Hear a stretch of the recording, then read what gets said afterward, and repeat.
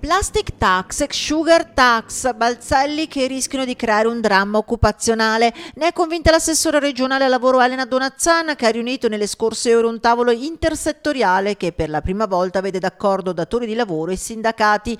Gli effetti di queste due nuove tasse si possono già toccare con mano. San Benedetto ha annunciato che ha bloccato 28 milioni di investimenti in Veneto.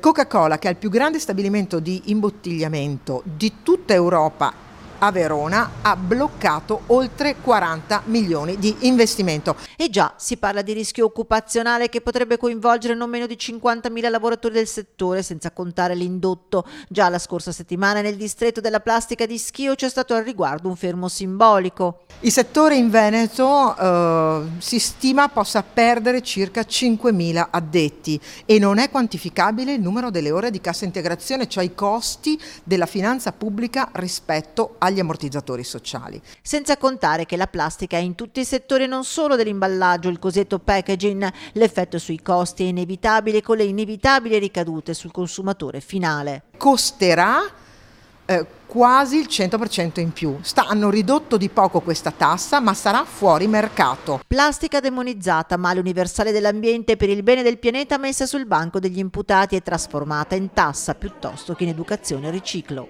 La plastica oggi è il prodotto che ricicla di più. Le bottigliette che conosciamo sono 100% riciclabili.